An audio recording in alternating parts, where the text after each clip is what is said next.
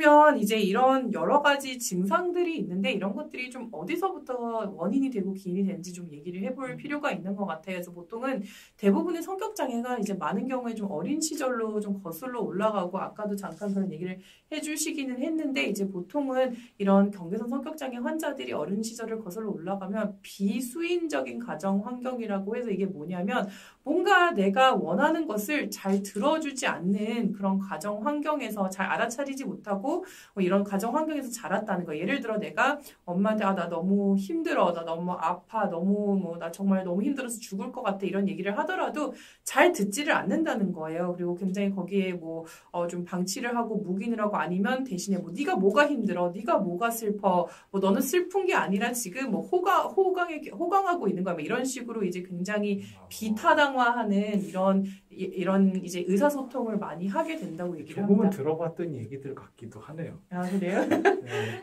네가 뭐가 힘들다. 네가 뭐가 힘들어. 뭐 네. 아 근데 이게 문제가 이제 내가 힘들다고 얘기를 했는데 상대방이 안 들어주잖아요. 그러면 인간의 본성이 점점 그 수위를 높여가면서 이야기를 하기 시작해요. 나 진짜 힘들다니까 막 소리도 질러보고 뭐 땅바닥에 뒹굴게 되기도 하고 결국에는 뭐 손목을 그어봐서 나 진짜 힘들다니까 뭔가 어떤 방식으로든지 이거를 표현을 이제 하게 되는데 이제 수위가 점점 높아지는 게 문제고 결국에는 이제 나중에 이제 다른 관계를 맺을 때도 저 사람에게 굳이 내가 손목을 그어가면서 뭔가 이런 얘기를 할 필요가 없는데도 불구하고 굉장히 이렇게 극단적인 방법으로 사람들과 의사소통을 하고 갈등을 이제 좀 조정을 하려는 이런 방식들이 보인다는 거예요. 그래서 지금 비브레이브님과 클리니컬 사이콜로지님 말씀하신 것처럼 환자들이 치료자를 사랑하는 경우나 치료자를 들었다 놨다. 이건 너무나 흔한 일이죠. 전형적이죠. 네. 97개 정도 연구를 한꺼번에 이제 분석을 돌린 메타 연구에 따르면 뭐 비임산군 40개 연구가 있었고 임산군 70개 연구가 있었거든요. 이제 뭐 이런 그 사이사이 이제 여러 가지 연구들이 섞여 있긴 하지만 이런 것들을 다 합산해서 봤을 때 어린 시절에 역경을 겪었을 이분들이 경계선 성격장애 환자분들이 어린 시절 역경을 겪었을 확률이 일반 분들에 비해서 13.91배가 높습니다. 그런데 이 역경이라고 하는 것에 뭐가 들어가 있냐면 특히 정서적으로 본인이 어뷰즈 당했다, 정서적으로 학대당했다 이런 보고들을 하시는 분들이 무려 38.11배가 높은 거예요. 와, 일반 분들에 비해서 어마어마하게 높은 비율인 거죠. 이게 이렇게 많은 연구를 다 합산했을 때 혹은 정서적으로 내가 방치당했다 이렇게 되시는 분들이 17.73배입니다. 그럼 뭐 다른 정신장애도 그렇지 않아요? 이렇게 생각하시겠지만 다른 정신질환에 비해서도 이 역경을 본인이 경험했다 하시는 분들이 3.15배가 높습니다. 그만큼 실제로 이게 아무리 조금 편향된 자기보고라 할지라도 분명히 저희가 관심 있게 봐야 될 지점이 있는 거죠. 왜냐하면 그 역경이 실제로 존재했건 존재하지 않았건 간에 내가 지각하기로 일단 본인이 방치되었다고 느꼈고 본인이 학대받았다고 느꼈다면 거기에 대해서 치료자는 혹은 그분의 다른 양육자는 그분의 아픔에 대해서 같이 조금 내려앉아서 눈높이 맞춰주고 같이 이야기해줄 필요가 있는 거죠. 이 경계선 성격장애가 정확하게 어떤 건지 좀 알아보도록 하겠습니다. 그래서 어떤 특징들을 가지고 있는지 좀 우선 논의를 해보면 좋을 것 같은데요. 첫 번째는 이제 가장 흔한 게 좀 불안정한 대인 관계죠. 어떤 특징들이 있을까요? 이분들은 가상의 혹은 실제 유기를 필사적으로 피하기 위해 노력한다. 이런 식으로 기술이 됩니다. 그러니까 머릿속으로도 갑자기 누군가 나를 떠날 것만 같은 생각이 들면 그때부터 정말로 하지 않아야 되는 여러 가지 행동들을 하면서 그 사람을 붙잡으려고 하죠. 혹은 이런 여러 가지 시도들 때문에 상대방이 너무 정말 질려서 너무 힘들다 이렇게 해서 이별을 고하게 되면 그때 이제 또 여러 가지 충동적인 행동들로 상대방을 붙잡으려는 노력을 합니다. 이때 이제 많이 사용하는 단어가 가스라이팅이라고 하는 단어인데 사실은 다시 말씀드리지만 이 가스라이팅이라는 단어는 저희가 심리학 용어는 아닙니다. 그냥 문화인류적으로 뭔가 사용되는 그런 단어인데 그걸 차용해서 요새 많이들 사용하고요. 저희는 그거보다는 이제 다른 사람을 조종하려고 하는 그런 특성들에 대해 좀 더 집중하는 편입니다. 이 가스라이팅이라고 하는 단어가 조금 너무 과용되면서 저 사람이 나를 가스라이팅해 이렇게 조금 섣불리 얘기하는 것도 조금 우려스럽기는 해서 좀 여러 가지 덧붙여 봤고요. 어쨌든 이런 그 불안정한 대인관계는 정말 자기도 너무 힘들게 하고 다른 사람들도 힘들게 하지만 굉장히 충동적으로 다른 사람과 만나는 것을 조금 표현들을 많이 하셔요. 내가 그 사람을 어디서 만났는데 굉장히 드라마틱한 그런 얘기들로 저희한테 좀 말씀을 많이 하십니다. 그래서 이제 운명의 상대인 것 같았고 소울메이트인 것 같았고 이런 말씀들을 하시죠. 근데 이렇게 충동적인 특징들은 사실은 이분들의 그 뇌 특성과도 관련이 있어서 실제로 전두엽의 이상성이 이분들에게서 관찰이 되는데 이 전두엽이 하는 일이 조금 행동을 잡아주는 일을 하거든요. 억제하는 일을 하는데 그런 것들이 하드웨어 자체가 지금 조금 기능하기가 어려운 상태이다 보니까 굉장히 충동적인 상태의 대인관계를 맺습니다. 그게 이제 시작도 불안정하고 끝도 불안정한 상태로 나타나죠. 아까 되게 중요한 포인트를 말씀을 해주셨는데 실제로 많은 경계선 성격 장애를 가지시는 분들이 이제 아까 유기불안이라고 얘기를 했는데 누군가 나를 떠날까봐 되게 불안하다 이런 생각들을 많이 하시는 것 같아요. 그래서 굉장히 그것에 대해서 촉을 세우고 있고 뭔가 저 사람이 조금이라도 나랑 관계가 소원해진다고 생각을 하면 뭐 먼저 이렇게 선제 공격을 하기도 하고 먼저 화를 내기도 하고 또 굉장히 매달리기도 하고 뭐 이런 행동들을 하기도 합니다. 신민실 언니들께서 가스라이팅이라는 용어는 영화에서 기원되었는데 경계선 성격 장애에서 보이는 매니퓰레이션, 한국말로는 이제 조종이라고 보통 번역하는데 이것과는 다소 다르긴 하다. 근데 마치 같은 것처럼 조금 요새 혼용되는 것 같다 이런 말씀 주셨습니다. 대중적으로는 얼마든지 뭐 혼란이 있으실 수 있을 것 같아요. 일단 이런 분들한테 가장 눈에 띄는 것 중에 하나는 뭐 이제 요즘 용어로 금사빠죠. 금사빠. 네, 아주 금방 사랑에 빠집니다. 자주 그것도. 네. 그리고 정말 평생에 한 번밖에 없을 것 같은 운명적인 사랑이 너무 수시로 쉽게 오는데 또 대부분은 쉽게 끝나요. 또. 그리고 끝이 좀 사실은 좀 상당히 좀 안 좋게 끝나는 경우들이 상당히 많고 좀 뭐 울고불고 싸우고 막 이러면서 좀 극단적으로 끝나는 경우들도 있고요. 아주 극단적인 사례긴 했는데 1년에 남자친구를 11분 바꾸신 경우도 있다고 들었습니다. 그러니까 이런 것에 관여하는 거를 저희가 이상화와 평가절하라는 용어를 사용을 해서 설명을 드리는데 일단 금사빠를 이제 심리학 용어로 바꿔오면 갑자기 굉장히 충동적인 경향성으로 다른 사람을 이상화를 해요. 아이디얼라이제이션 막 해서 정말 내가 찾던 이상적인 사람이다. 이렇게 그 모든 그 사람에 대한 부정적인 정보는 다 필터링 아웃 해버리고 그 사람의 긍정적인 측면에 대해서 추앙하듯이 조금 과장되게 평가를 하게 됩니다. 근데 이건 이분들이 일부러 그러신 건 아니고 그렇게 이제 사고의 회로가 순식간에 그분들을 그런 의사결정으로 조금 몰아넣는 부분이 있죠. 다른 한편으로는 어느 순간 균열이 일어난다. 내가 생각했던 저 사람이 아니다. 나를 평생 동안 나의 모든 것을 받아줄 만한 사람이라고 믿었는데 나 모든 것을 함께하는 사람이라고 믿었는데 그 사람이 자기 인생을 조금씩 독립적으로 꾸려나가려고 하는 그 단서가 보일 때 갑자기 나를 충분히 대접해 주지 않는다. 우리의 관계에 대해서 소홀히 한다. 이런 것에 대해서 경로하시면서 평가절하를 갑자기 하게 되는 경우들이 있어요. 그런데 이런 이상화와 평가절하는 비단 이제 애인과의 관계에서만 나타나는 부분이라기보다는 사실은 교수님에 대해서도 좀 많이 그러기도 하고 친구 관계에서도 좀 많이 그러고 그런 교수님도 계세요. 신입생이 들어올 때마다 이렇게 훌륭한 학생은 처음 봤다고 위험하다고 너무 자랑하고 너무 좀 부담스러울 정도로 띄워주시는 거예요. 근데 한 1년쯤 지나서 가보면 그 학생이 저 구석에서 계속 구박받고 숨도 못 쉬고 사는 게 계속 반복되는 그런 경우들이 있더라고요.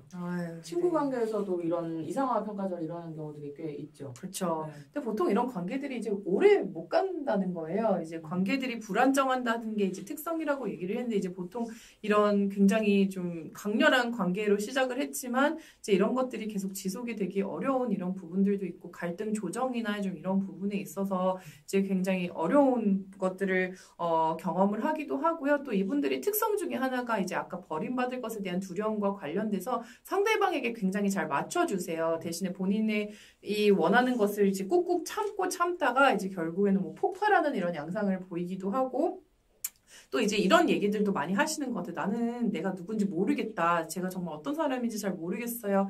이런 말씀들을 하는데 이제 결국에는 자기가 그 관계에 속하기 위해서 상대방에게 굉장히 맞춰주는 그런 역할을 하다 보면 본인이 누군지 잘 모르게 되는 이런 경우들도 있는 것 같아요. 약간 내가 카멜레온 같다. 이 집단에 가면 약간 이런 특성을 가지고 뭐 이 집단에 가면 이런 특성을 가지고 이런 얘기들도 많이 하시는 것 같아요. 이게 근데 굉장히 잘 분화된 특성을 가지고 좋은 사회적인 기술을 여러 가지 장착하는 느낌이라기보다는 아예 이 사회적인 기술 자체가 조금 미발달되고 미분화된 느낌입니다. 그래서 이제 연구를 해보면 이런 자기 자신에 대해서 잘 모르겠다, 병리적인 의미로, 임상적인 의미로 잘 모르겠다 하시는 분들의 그 기원을 탐색해보면 보통 유년기의 양육 과정과 관련된 이야기들이 나오기 시작합니다. 클리니컬 사이콜로지님이 잘 맞춰주면서 조정도 한다고 하니까 감이 잘 안 온다. 네네. 상반된 거 아니냐라고 네네네. 질문해 주셨어요. 네네. 이분은 아마 아시면서 일부러 질문을 하신 게 아닌가 이런 생각은 들지만 잘 맞춰주는 것이 일단은 그때 당시에는 내가 이상화한 사람이니까요. 내가 이상화한 사람에게 잘 맞춰주는 거는 그냥 거기에 딸려가는 행동인 것 같아요. 반응적으로 거기에서 자신이 기꺼이 하는 행동이긴 하지만 다른 한편으로 그 사람이 나와 조금 거리를 두려고 하는 그런 사인이 있으면 그 즉시 이제 태세를 취하게 되죠. 그러니까 이런 사람들은 다른 연구에 따르면 뭔가 다른 사람과 갈등이 있을 때 그때 독특하게 거의 그 다음날 그 다음날을 이제 연속적으로 연구를 해보면 그 다음날에 갑자기 정서 조절이 너무 안 되는 듯한 행동 패턴을 보입니다. 그러니까 뭔가 대인관계에서의 갈등은 누구나 경험할 수 있는 거잖아요.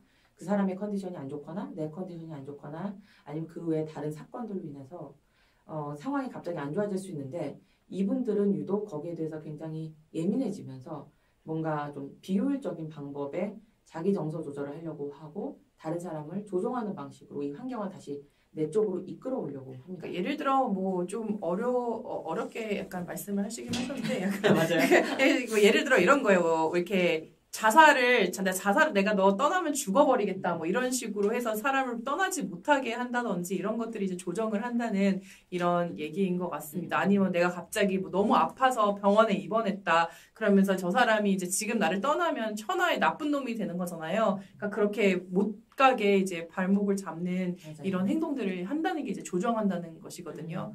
감정 조절도 굉장히 못하는 부분들도 있는 것 같아요. 갑자기 분노가 막 폭발을 하기도 하거나 또 이분들이 많이 하는 이야기가 굉장히 삶이 공허하게 느껴진다 뭐 이런 이야기를 하기도 하고 본인이 이제 감정 조절이 굉장히 이제 왔다 갔다 약간 감정 롤러코스터를 타니까 이거를 어떻게든 좀 조정을 해보려고 뭐 약물을 하기도 하고 술을 많이 마시기도 하고 뭐 비행, 뭐 위험한 성관계 이런 충동적인 위험한 운전 이런 행동들을 이제 좀 많이 하게 되는 그런 경향들도 있습니다.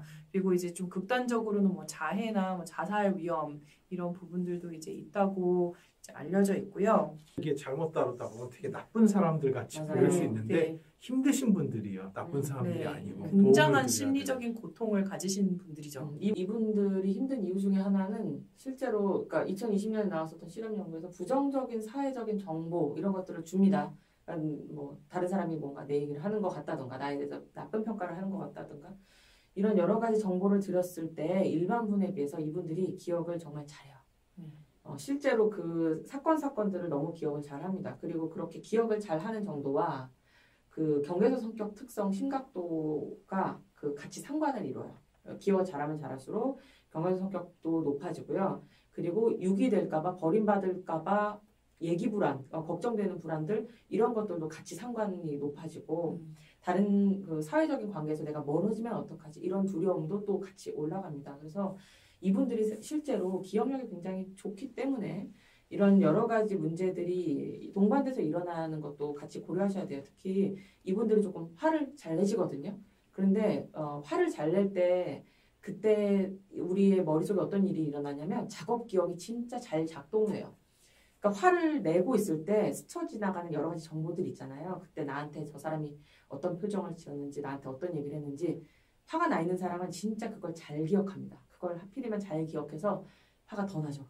그러니까 이분들은 스쳐 지나갈 수 있는 여러 정보들이 자꾸 마음에 자꾸 걸리는 거예요. 내가 이걸 그냥 놔두면 이 세계가 큰일 날 것만 같은 그런 느낌이 드니까 그분들이 할 수 있는 필사의 노력을 하는 거겠죠. 마지막으로 당부드리고 싶은 것은 이렇게 미디어에 너무 많이 회자되는 그런 경계선 성격장애 분들은 굉장히 막 연애 관계에서 막 불같은 이런 모습을 드러내는 분들이 주로 조명을 받죠.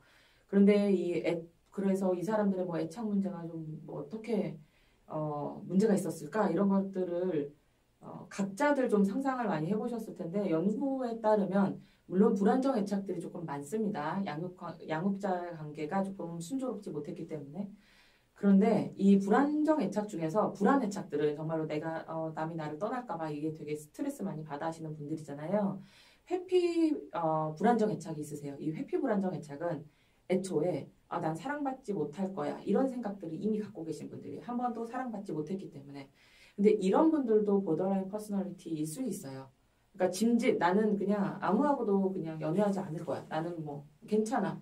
이렇게 아무렇지 않았지만 이런 분들의 에너지는 오히려 이제 친구들 관계나 회사 관계나 이런 데에서 조금 갑자기 나타날 수 있어요. 막 편가르기 하시고 이렇게 나타날 수 있어서 이렇게 조용한 경계선 성격 장애들도 분명히 계실 거거든요. 이런 분들이 우연히 이런 콘텐츠를 접하면 내가 지금 조금 내 삶의 에너지를 잘못된 방향으로 잘못 쓰고 있구나 이런 것들 한 번쯤 생각해 보셨으면 좋겠습니다. 네네.